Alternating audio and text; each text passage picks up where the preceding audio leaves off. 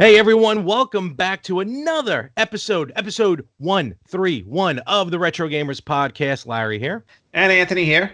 Going on, Ant? How are ya? Everything's going great. Peachy as could be, right? Yeah, it couldn't be better. So, just California's getting sunny again. It was like 80 degrees yesterday in March. So, business as usual. Nice. Yeah, it's starting to get in the 50s here, which to me is still a little warm for March in New York, but I'll deal accordingly. What are you talking about? Spring is right around the corner. Literally, it quite is. I think it's in like another week or so or something like that. Less than that. And at least from when we're recording, it's not that far off. Happy St. Patty's Day. Yes. And what are you doing for St. Patrick's? Or let's see, what did you do for St. Patrick's Day? Well, clearly, I'm recording a podcast. Really Apparently. didn't do. I'm not really big on green beer. I'm big on beer, but not green beer. Mm-hmm. So this year I kind of laid low. Just kind of relaxed. Just got a long week ahead of me, so I figure let me just kind of chill out this week. All right, that's cool. How about yourself? Any Irish parties? No Irish parties. Hockey game. Oh, okay. Watching or playing? Playing. Very good. Very good. Did they dye the ice green? I'll find out. I think since I haven't officially played it yet. Oh, okay. Oh boy. Yep. So happy St. Patrick's Day.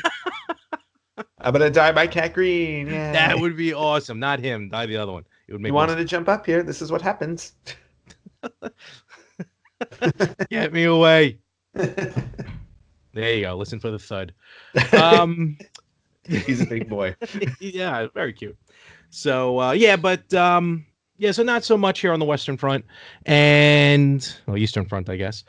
But I actually I went out and we haven't done this in a little while, seeing how financially speaking, after what happened last year with last year's contest that Josh forced us into.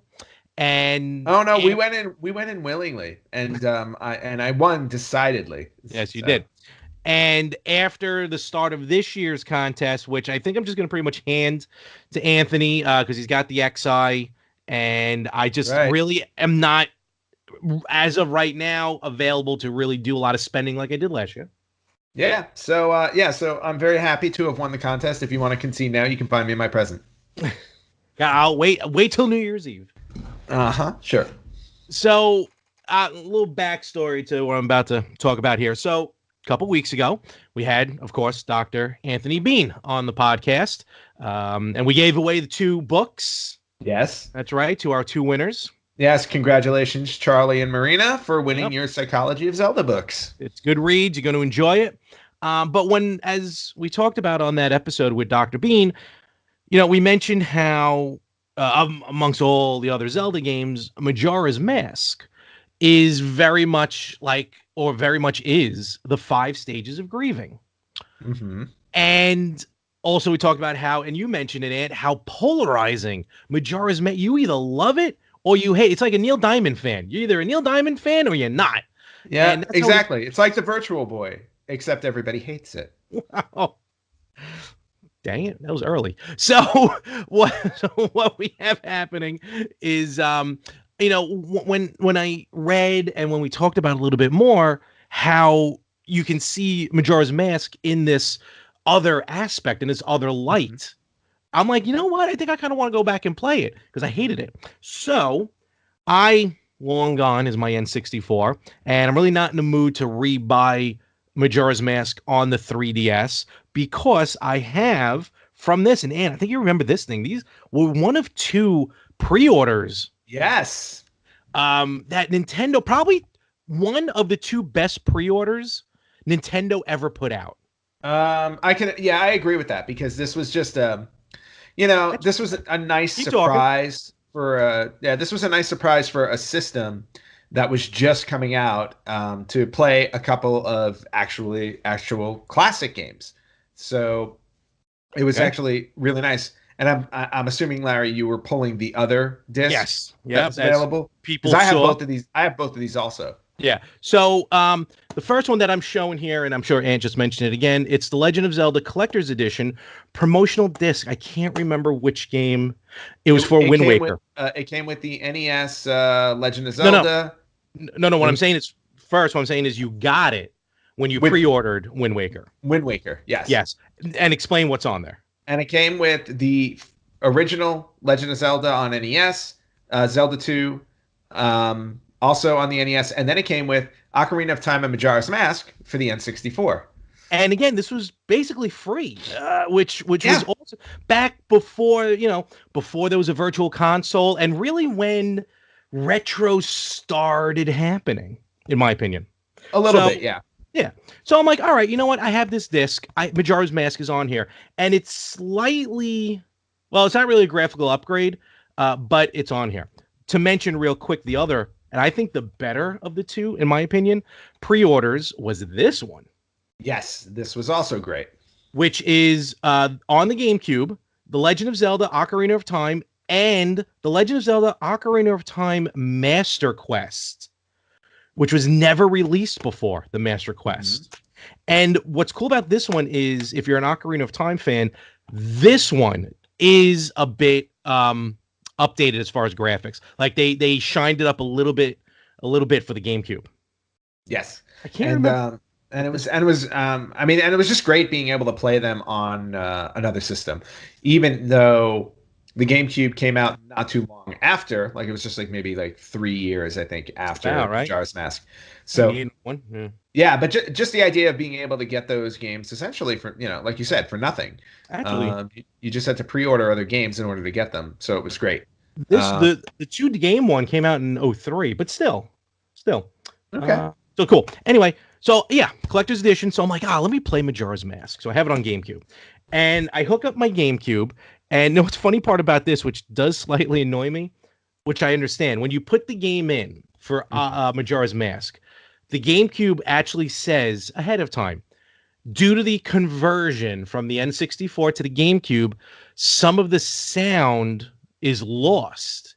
Like, I guess as far as sound effects, like it doesn't go mute. But some of the sound effects don't carry over correctly because of the translation, because of the which kind of makes me want to go and buy it on the 3DS because it's going to be accurate 100%. Complete. But I'm like, I'll stick with it. Since I never played it originally, how am I going to know the difference? That's very true. So I have the GameCube version. So I'm like, you know what? I still have my GameCube. Let me hook it up to my 4K television. And I say 4K for a reason, because it's a cool TV. So I go to hook it up. I got the wires. Everything. The system works. And, of course, the system did not have, or at least it was very expensive, I think, to get component or to get digital out on the GameCube. Of course, it had AV. So I plug it in to the back of the TV. Now, with these newer televisions, there's really no, like, remember back in, not even like a few years ago, on a new TV, maybe yours even has it, there's probably multiple component hookups and like a couple of HDMI hookups. Yeah, there used to be like 2 or 3 component hookups. Out of curiosity, does your TV even have the old school AV, like composite? No, it's a combined component AV hookup. All right, which is fine. A lot of them have that, and that's what I have. Only one component hookup, and then like 4 HDMIs.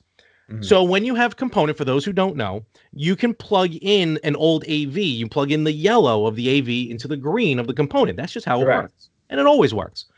So when I plugged in the GameCube, it booted up, it worked, but there was what we like to call, what you like to call in the business, Anthony, noise, which is not literal noise audio, but it's more of a visual noise. Mm-hmm. And it's like kind of graininess on the TV.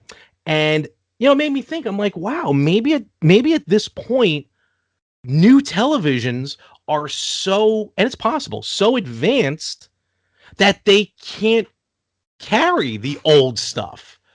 Like, who knows what it looks like if I hook it up coaxially? Coaxially? I think so. I don't even know. Yeah.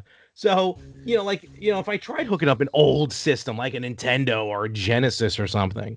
Well, I actually have my old systems hooked up to. But how old is your TV? My TV's not that old. It's 3 years old. Now, granted, it's not 4K. No, but still. But okay. But I have it hooked up through AV. Mm-hmm. And they look fine. Okay. Yeah, I don't have an issue. Now, it could be with 4K, that's changed. Well, I mean, don't get me wrong, you're not getting 4K from a composite. Absolutely not. No, no, no, no, And it could definitely be not. maybe the wire. Maybe the wire is just old. But what happened was I go, you know what? This is just not working for me completely. Clearly, Anthony's television is perfect. So with As my most things are in my with life. yeah, with my expensive television, just wasn't working properly. So I'm like, well, the Wii plays GameCube games. The Wii you can hook up componently. And when you do that, you can actually play GameCube games in what's called progressive scan, Right. which was like the precursor to 1080p. So I lost my Wii years ago. I mean, literally gone from existence. Mm-hmm. It gone. So Wait. No, no. This didn't get lost in the flood. no, this It was just got post flood. lost. It gone. I don't know where this system was. It didn't happen between moves when I moved from Brooklyn out here to Long Oh Island wow, because I had it out here in Long Island. that's very weird. Who else has completely lost a video game system? I don't I know. get, Maybe Link has. yeah, I get losing a Link, have you game. lost the system? Do you have my system, Link? Poor tortured soul. It's an old soul. He is an old soul, and that's now sitting on my lap. So I'm like, you know what? And I've been missing the Wii for a while. So I'm like, you know what? I'll just go out and buy one. And I went to my good friends at Game On, and I mean, good Lord, they hooked me up. I was expecting to buy just a used Wii, and I bought a used Wii, but good Lord Almighty, Oh, they gave it to you in box and everything? they gave me the whole thing. Well, they didn't one. give it to me. I paid for it, but yeah, everything, including the old Wiimote when it didn't have. Remember, you had to put that dongle on the bottom when they like. Oh, yes. But I already have other Wiimotes, so I mean, I can't wait to hook this up. So you can play Majora's Mask and N64 game on a GameCube disc. well, to play GameCube games, but yes, No, absolutely. I understand, but I'm just here's the other thing. Again, it comes with AV cable. Mm-hmm. I'm not messing with an AV cable again. I can get a component cable. I probably have a component cable in the house for the Wii, but nope, I'm not going to do that. By God, I have a 4K television, for crying out loud. I'm going to use it the way God intended it to be used. So I bought, and actually coming today when we record, an actual HDMI wire for the Wii. Nice. And Hyperkin, good friends over at Hyperkin, put this out. And it's not an adapter that converts, you know what I mean, the AV to HDMI. This is a full wire, and you can buy it on Amazon. I am granted, it maxes out at 480i, or 480p, I should say, I think, which the Wii still did, even on component, it still didn't max out a lot. But I'm looking forward to it. I want to see how this thing works, because I've seen like little adapters for HDMI, but I'll let you know if it's going to be a hit or miss. Well, you should live stream it. I'll try to, but I probably won't. I know. So we got that hooked up, and then it made me start thinking, because Hyperkin also puts out an HDMI wire for the PS2 and the PS1, and an HDMI wire for the original Xbox. And it kind of makes me think, like, at what point, like, these old systems, you know, should they be upgraded to HDMI? Like, if you have the capability of doing it, like, for a few $100s, I can mod the GameCube to play HDMI, but of course I don't want to. But is that the case, or should these systems be kept the way they are to be played in like their native, crappy wiring system? Well, I guess it depends. I mean, if you're a purist, you want to keep them in their original state, and if that's the case, then you're talking about possibly. And I'm not even talking about AV. I'm going way back. Like, let's go back to the old ones. Let's go back to Atari, Nintendo, and all that stuff. That also means then investing in a good old-fashioned tube television to have in your house in order to play those games, because some of those just don't hook up to newer televisions. If you're not a purist and you're okay with the transition, I mean, I say go for it. I think it works either way. I'm perfectly fine hooking up through through HDMI. So if I can do it, I'll get away with it. The rest of them, are fine on AV, because like when I my original Nintendo system. You know how it used to hook up through the coax, right? Yep, RF. You would screw it into the back of the TV on the antenna side Mm-hmm. to play your games. But, you know, little did I know as a kid, because I didn't know these things, but now as an adult, when I'm hooking these things up to TV, that the NES had AV. It did, yeah. It was Mono, but it had yeah, AV. it was on the right side on the back. There were the AV slots, which I honestly did not know. I had no idea those existed. Really? Yeah, so when I found it, it was like holy cow! I go, this is amazing. So now I can hook it up to Oh. AV. Exactly, it was one of those things. So so the fact that that system was built for that is great. I was like, would I love to see that in an HDMI? Yeah, I think it would be fine. I don't think it's necessarily going to affect it in any way. I mean, it may make it look a little bit better, but you're still going to maintain the retro quality to the games. True. Now, of course, also by having all these systems go HDMI, I'm going to have to keep purchasing these HDMI switches, which now I'm up to 3 of them. Yeah. And Why do you have 3? because I would have 9 systems out hook up through HDMI, and these are 3 each. But these, I like them. They're from Armor 3. They actually work, except for the PS4, because when I had that hooked up, it kept blinking, like the screen kept going in and out. But that's because I learned, if anyone ever has an issue with this, these, and not just Armor 3, but there's a lot of them that look, it's probably just the same one. They just keep changing the owner. If you have problems, especially with the PS3, it's because not enough power is running to it. So you have the DC5 volt. DC5 volt. So I also ordered this is pretty cool. It's a DC5 volt USB wire. So the other end is a USB, which I either hook up to the television or I'll probably just hook it up to the power strip to get more power out of it. And that should solve the problem on the PS4 because it keeps wanting to switch to the PS4. Right now, the Switch, the Wii U, and the retro, the minis, they work perfectly. So that's good. We're gonna see what happens with the rest of it. Now, on an alternate, which is a little more expensive, well, actually a lot more expensive, but it's probably a better option. You know, trying to get the best quality picture out of these older systems, Nintendo probably solved it easily by just simply re-releasing these games on whatever the new console is. Right, and in no way are they interested in making a profit off of games that are like 30 years old. Well, they are a business, so they're there to make money. So that makes total sense. But, you know, like New Super Mario Brothers Deluxe U, even go back to the Wind Waker when it had the HD remake on the Wii U. You know, maybe that's just a more headache. I'm not going to say cost efficient, but a more like headache efficient way of getting the best quality video out of these older games. You know, wait for the virtual consoles when Nintendo puts out the new games each month and stuff like that. Maybe that's the way to go.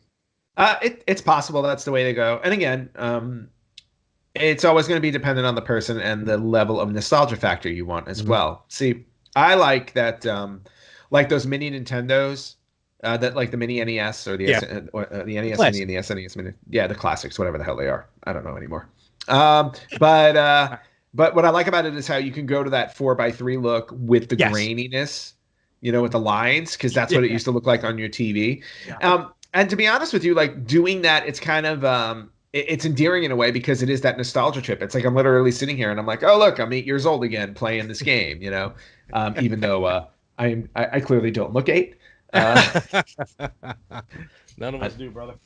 No, none of us do. So there's just a fun in doing that, you know. But yeah, with Nintendo and now with, you know, potentially not even that. I mean, Xbox One does it. They're backwards compatible with their games. For the most part. They've been adjusting things, but they're also releasing them on, you know, on Xbox Live, PlayStation 4 on their network. Like you can play these old games now with Game Pass or with, you know, just purchasing them again. So yeah, I mean, everybody's doing it, and when they do it, you know, some of the graphics get upgraded. So more power to them. And of course, the ultimate would be the rumor, pure rumor, strong rumor, not strong, excuse me, just a pure rumor, that the PS5 Mhm. may be completely backwards compatible all the way back to the PlayStation 1, which would solve A, all the problems of hooking up an older system, and Yep. B, that just automatically means you can knock off 4 systems from your shelf right away. Exactly. And first off, I hope the rumor is true, but I also wonder if they're starting to look at this because of the retro console market that's out there now. So in other words, like you invested in the Kickstarter for Polymega, and then you have these analogs coming out with stuff, retro bits coming out with stuff, so on and so forth. It's only a matter of time before they're all doing the CD based games, right? Like Mm-hmm. Polymega's doing. Mm-hmm. Is this their way of cutting them off at the pass? In other words, it's like, hey, you know what? Don't spend money on this third party system that can play our old games. We'll make our new system compatible with everything so you can play everything all the way back to the beginning. I mean, it's a smart move on their part if that's the plan. Now, if PlayStation 5 doesn't become backwards compatible all the way to the beginning, then they're potentially leaving money on the table for that reason. You know what? I would say no, only because at this point, I feel like a lot of people, because the PS4 isn't backwards compatible, because the Xbox, even the Xbox One is not fully Mm-hmm. 100% backwards compatible. Everyone has those old systems still, like you do, like I do. So I think it's not necessarily a miss because I think the hardcore gamers are still out there Yeah. with the old systems. I mean, I would love the PS5 to be backwards just for convenience sake, except I know for a fact that like the games that I downloaded, um, the digital copies, and I'm talking like the exclusive digital copies, they Mm-hmm. may not be transferable. I mean, who knows? We'll see. I mean, I just bought an external hard drive for the PS4. I got so many games on it. But Mm-hmm. um, you know, time will tell on that one. We've seen the success of backwards capability, but we also seen some of how these companies handle it. Um, you know, time will tell on that one. I don't think the PS5 is ready to be announced until what, maybe this year's or 2020's E3 or something. I'm E3. not sure. Yeah. Yeah, I don't know. We'll find out. It Yep. depends on how aggressive they want to be because it sounds like Microsoft is ready to announce their next console as well. So The Xbox 256. I don't exactly. I mean, I really do think they pick numbers out of thin air. know. Hey, it's the 360. Now it's the one, but it's the third console. Okay. Headaches galore. Yep. And so let us know what you think about how do you like to play your systems in crisp, beautiful, 1080p, 4K, whatever, or the grainy 220 or whatever it is of a coax. Let us know what you think about HDMI upgrades as well. Of course, you know where we are on the Facebook. We'll announce it later. I'll announce it now. Facebook.com/RetroGamers podcast. And let us know what you feel about playing old games in new TVs. I screwed that up. Yes, you did. All right, Larry, it is time for this week's retro records. And it's been a Ooh, while since we've had a retro been a record. while. Yeah, no, that's. I wonder what it's about. It's definitely. Oh, do you know? Do you know Well, what I'm going to talk about? no, wait, we doing? Do you know, or are we doing No, retro no, no. I'm records? asking if you know what I'm going to talk Oh about in no, terms of not at retro all. records. Okay, good. Like orange juice. So this is going to be. We're going back. We're going back to actually. We're going way back, but also a little bit current. You know how we have that new Tetris 99 on the Nintendo Switch, right? Yes. Yep. Yep. That you are completely obsessed with. Ooh. And there was a tournament for it last weekend, if I'm not mistaken. There was. But everybody remembers the original Tetris, right? The groundbreaking original Tetris. Now, the original Tetris game, everybody thought that it had a kill screen at level 29, and that has been the Tetris Championship record up until about a month ago. Oh, okay. So originally, it was believed that the kill screen was at level 29. There was no way to get past it until last month when 16-year-old Joseph Saley, 16 years old, Okay. not only got bypassed level 29, he made it to level 33 before he finally lost. Wow. So, and 16 years old, you would think he's in school, like learning and stuff. No, He's playing Tetris. He's And not only that, the original version of Tetris that came out, what, 15, 16 years before he was even born? yeah. I was About just saying, which version of Tetris is he using? the original NES version, Okay. the very original. So anyway, so he got past the level 29 kill screen, made it to level 33. That is a brand new record. So we have a 16-year-old classic Tetris champion in Joseph Saley. So congratulations, Joseph Saley. You are this week's retro record. All right, that was some big news. And speaking of news, what do we got this week on retro news? We got quite a few things actually to Ooh, talk all right. about, and we're going to talk about the biggest one first because this kind of came out of left field, and as of right now, it is still just a rumor. So Yeah, we're gonna take it at that until we hear otherwise. But yeah, supposedly, um, Google is rumored to be developing their own streaming console. mm-hmm. And the biggest part of that rumor is that they are doing it in cahoots with Sega. Yeah, that's pretty cool. Sega, and Sega. and with Sega teaming with the Sega. Google. That's all I was trying to say. Maybe not retro news. This is like our video game news. We'll call it news. I don't know. Yeah, we'll just News. call it news. We have Um, news. this is pretty big because I know Google has been rumored to come out with their game system.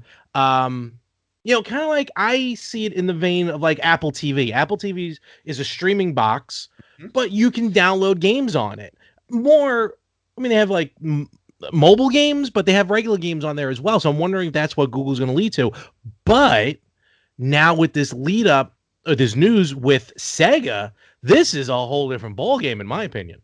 Oh yeah, no, absolutely. Because I feel like it makes sense because Microsoft just announced that, like, or the rumor. I don't know if it's a rumor, if it's legitimately that the next version of the Xbox is going to be just a streaming console. There's going to be no discs.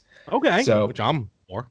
yeah, well, I know you're pro digital download. I like discs, but it just makes sense that a company like Google would be developing something like this. And the reason why there's a level of believability to this story is that there are images of a controller out there, a Google Yes. specific controller that looks kind of like a hybrid of the Xbox and PlayStation 4 controllers. I feel like that's the go-to anyway. They Yeah. all kind of have that same look to it. Two analog sticks, a D-pad, Yeah. four buttons, two shoulders on each side. So Yeah, exactly. So they're going the same route as that, which again makes complete sense because if they're gonna offer, let's say, if they're gonna offer streaming services, which could possibly include third-party licenses of pre-existing games, you want to have your controller to have the same button set up so you can play those games. and So it's that's my concern with Polymega.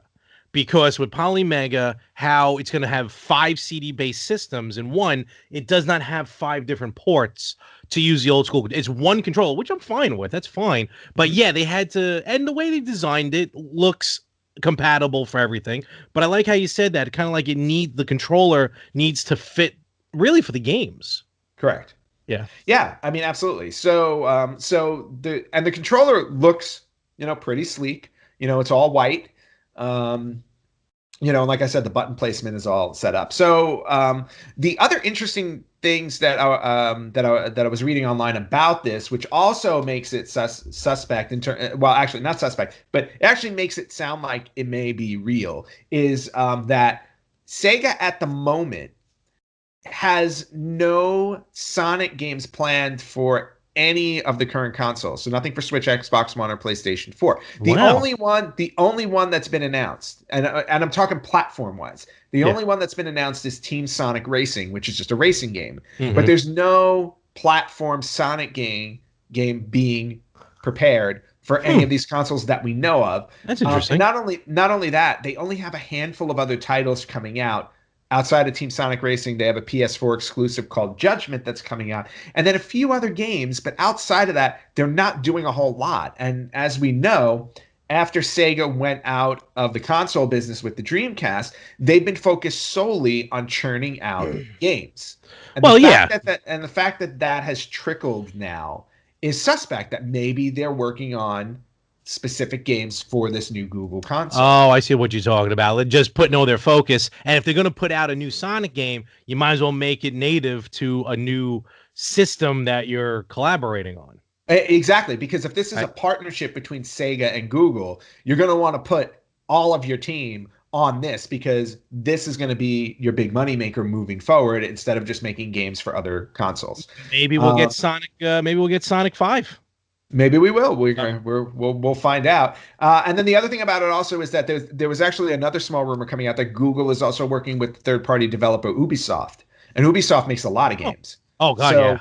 so if you right, yeah, they just churn those And suckers they out. work with everybody too. Yeah, no, they work with absolutely everybody. So if you think about it this way, a partnership between Sega and Google, a third party publisher like Ubisoft Online, and this already seems to have the makings of a potentially powerful console in the market. And then the rumor also is, and this will have happened by the time our episode drops on Tuesday, Oh, because okay. Tuesday is March 19th, but March 18th is slash was the 2019 Game Developers Conference. Oh, the And GDC, yes. yes, and supposedly Google is making an announcement at the GDC this year, and Ooh. it may be this console. Oh, wow. So that's Okay. really interesting. Yeah, there's a Yeah, lot going on I here. will be paying attention to the GDC this year. Very, very All closely. right, cool. Absolutely. So I Very think that's like the biggest news. Now, Larry, what do you yeah. think? Is there room in the world for another competitive console? Oh. We've got Nintendo, we've got Microsoft, and we've got Sony, which are the big three, right? Can we fit a fourth in there? I'm seeing if I can physically fit a fourth. Oh no, I can't. I can't fit anything. I'm Um, the inn is the inn is full. if yes, but they have to play it either where this is like the reemergence of Sega as a home console, where they start putting their first party games on there. Like all of a sudden we see a new Crazy Taxi, you know what I mean, stuff like that. Or Yeah. and they've tried putting these systems out before, like Android systems, Steam boxes, stuff like that. Maybe focus on the ability of some of these handheld games, mobile games, to play on the television. I think that's an untapped market, in fact. And I'm Mhm. not just talking about the ones where you literally just play and tap, but there are some good mobile strategy games that can translate onto the television without really changing any aspect of the game. Yeah. So I think if they focus on that part, I think they have a shot. I'm not, I'm not expecting them to have Spider-Man on there or to have Red Dead on there or anything like that. But I say focus on Sega games, focus on mobile games for the television, and I think they have a spot in the television. Yeah, I think that as much as I agree with that the other systems don't have that. If they're going to want to succeed, they've got to compete with games like that, like the ones that are on the other consoles. So I honestly think that they're going to really be focusing on, like, if we're going to see a Sonic game, we're going to see like a balls to the wall, like super, Like you another know, Sonic Mania. graphically Yeah. beautiful Sonic game, like 3D Sonic game, kind of similar to Sonic Adventure that was on Oh, I got Dreamcast. you. Like Yes. that's what I would want to Okay. see on a Google console, because I want them to compete with Microsoft, Sony, and Nintendo in that way. If you don't do that, I don't know if you're going to get the audience or the customers behind it. So you got Okay. to go for broke on that. Sometimes I feel like the best way to compete is to do something completely different. But again, we'll see what Yeah. happens. I think Well, both ways are but viable. we're getting that with the is it the Intellivision that's coming out, the Yeah. Intellivision, where we're gonna have where things are gonna be just installed already on it, and they're gonna be like Family friendly.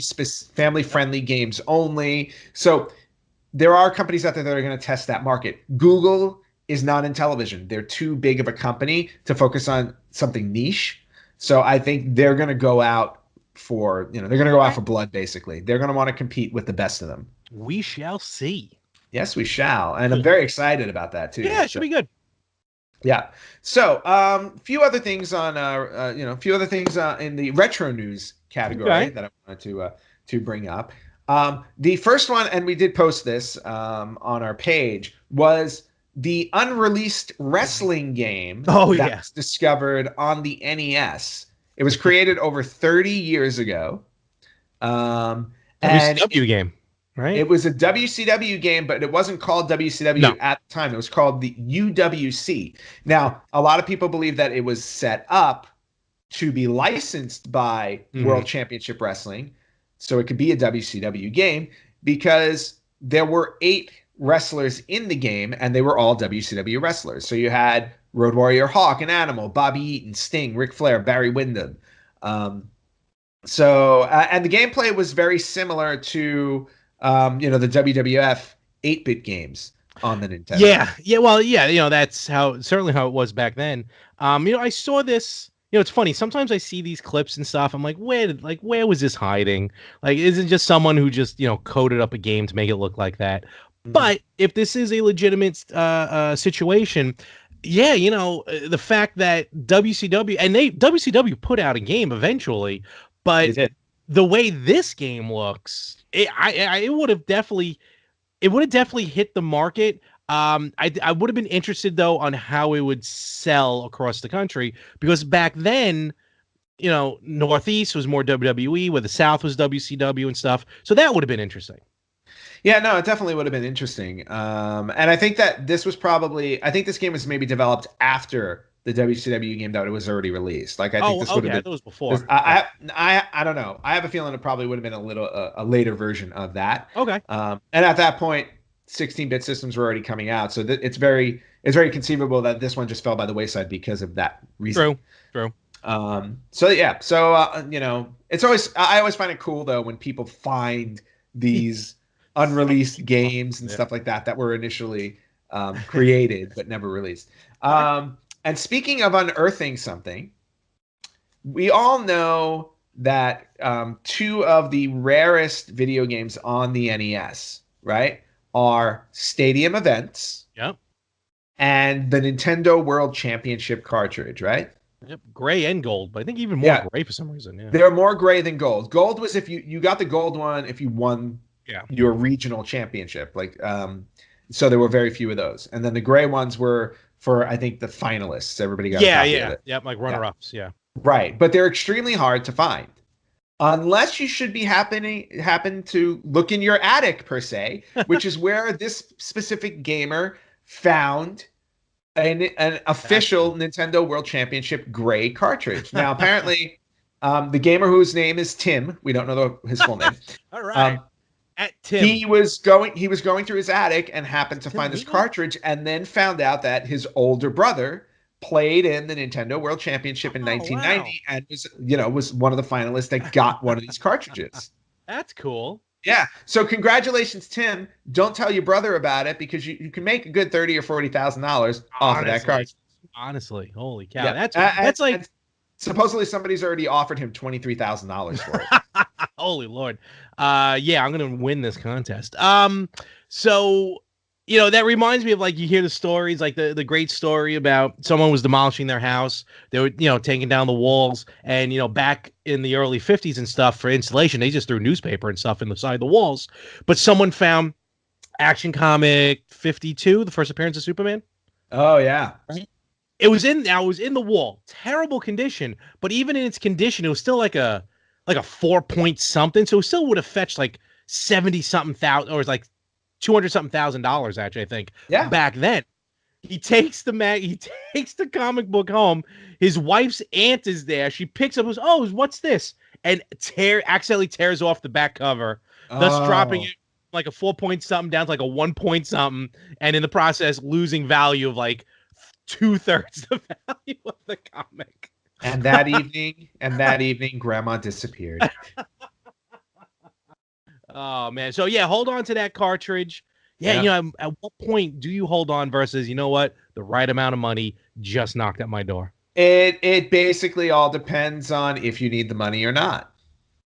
That's really what it comes down to. So, continuing with Nintendo for a moment, the Switch Online has dropped 2 new games. Yes. So if you have the if you play the online retro collection that's on there, you can now play Kid Icarus and Star Tropics. Yeah, I'm gonna try Star. I never played Star Tropics. I'm gonna give that a shot. Yeah, I played a little bit of it, and it was an interesting game. Kid Icarus, I've always loved. I never beat that game because it's so damn hard. I I was like, never I owned it. love that game. I never owned Kid Icarus, so I'm I actually did. never really played Kid Icarus. When I think about it, so yeah, so I got my hands on that. How about the two? Yeah, I think it's two special editions that dropped as well. Oh, what are those? Oh, okay. Now I got to remember. I don't remember what one of them was, but the other one though is Legend of Zelda 2 Oh SP. yeah, I did see that on there. So what they did was they maxed out your power, your magic, and your health.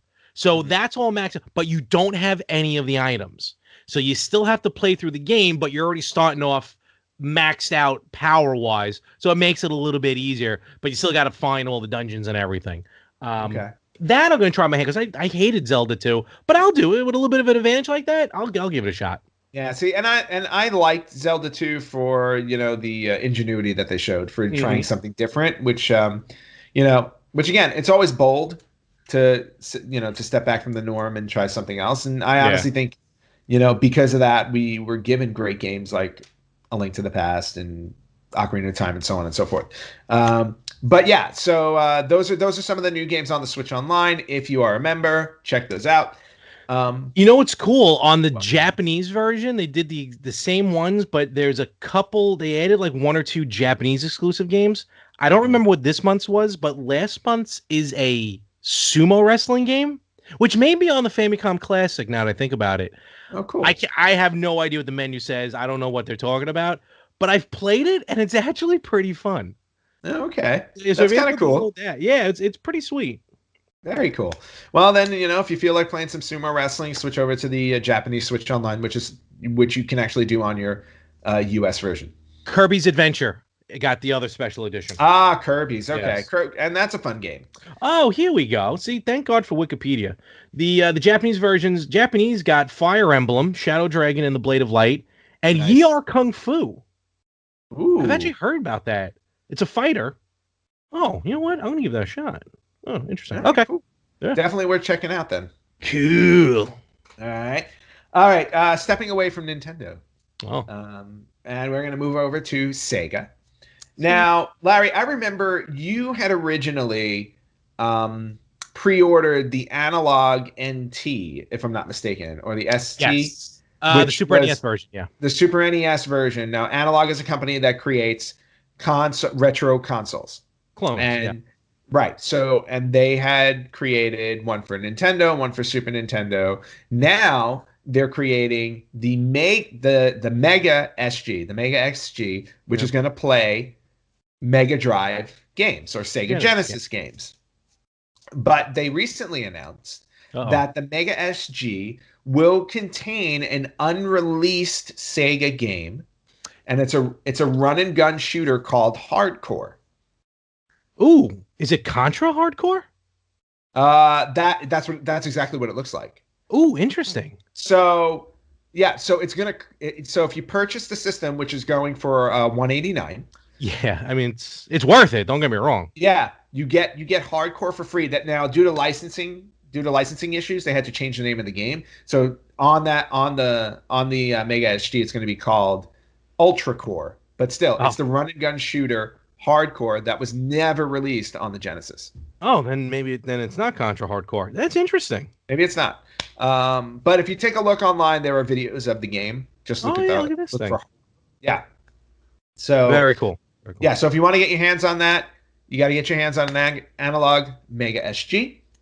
And then the last bit of news that I want to share with everybody is it looks like we are going to get an official Sega Mega Drive Mini from Sega. Oh, okay. So This has been rumored for a like an while. NES Classic and like an SNES Classic. We're gonna Like get the Sega Mega Drive Mini. at games, not even touching this. Yeah, no, at Games is not touching this, to my understanding. This is straight from Sega, and the reason why we now know that this is happening, and this is 100% happening, Okay. is that Sega released on Twitter 3 polls allowing fans to vote which games they want on the Sega Mega Drive Mini. Really? Yeah.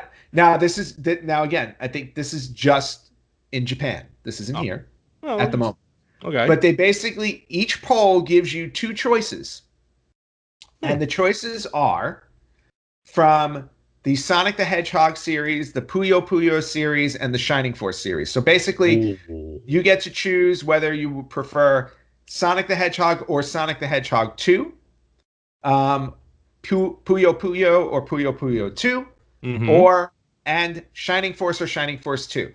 They're basically going to put one of each on the Sega Mega Drive Mini. Interesting. And that's just the beginning of it. So um, we don't know what else is going to be coming for this thing. We just know so far that 3 of these 6 games are going to wind up on the Sega Mega Drive Mini. So now that I saw this, I'm actually very excited to have an official Sega Mega Drive Mini. Not these Act Games garbage crap. Yeah. Oh God. Yeah. An official Yep. one from the actual company that made these things. No, that's cool. So That's worth it. yeah, so that's going to be really cool. Looking forward to that. We'll see what happens. And that's all the news I have at the moment, All Larry. right. Do you have any news? Not gaming news. No. Okay. No. I think we'll start to wrap this one up then. The only news I have is for like for the podcast is the family of podcasts that we have here. Remember the Yin and the Yang podcast every Friday, the Better Half podcast every other Wednesday, Talking More Wrestling every Saturday, 6:05 p.m. Eastern, and of course, the Retro Gamers podcast every Tuesday. Personally speaking, I definitely want all of our fans to listen because I'm going to be guesting on a couple other podcasts, Mm-hmm. more with the Talking More Wrestling part of it. Because of WrestleMania coming up, I'll be on Monty and the Pharaoh this week, and I'll be on what's called Circling the Drain podcast. So check those out. We'll post them up. But otherwise, just keep listening to all of us. We're having a great time doing these podcasts, and we're just going to keep doing them for you. Yeah, and not for anybody who likes the Virtual Boy though. You're not allowed. Aw. But I'm on all the shows. Exactly. Where can they find us here at the Retro Gamers Podcast? Oh, they can find us on Facebook at facebook.com/Retro Gamers Podcast. You can find us on our actual website, which is theretrogamers.com. You can listen to us anywhere you listen to regular podcasts. So iTunes, Spotify, Amazon Alexa, Spreaker, you name it, we're there. You can also watch our podcast now on YouTube. Just look for the Retro Gamers Podcast there. And you can email us at email@theretrogamers.com. Did I miss anything? Instagram at Retro Gamers Podcast. Just find us. We're not hard to be found. No, we're not there. hard to be found. We're not. Yeah, we're not tiny people that are easy to overlook. So. And with that, we'll wrap this one up. And as always, have a wonderful week in Los Angeles, where you live. I shall. So, you do the same in Long Island. I love it here. Yes, certainly will. It's actually really nice. I am a fan of Long Island. I like it a lot, actually. It's better than Staten Island. And with that, we will catch you don't here. say that. Don't say that about Staten Island. They just killed a mobster there. I'm not. That is true, actually. Yeah, first hit in a long time. And we will get ready for war. And go play the Godfather video game. And with that, we will catch you right here next week on the Retro Gamers Podcast.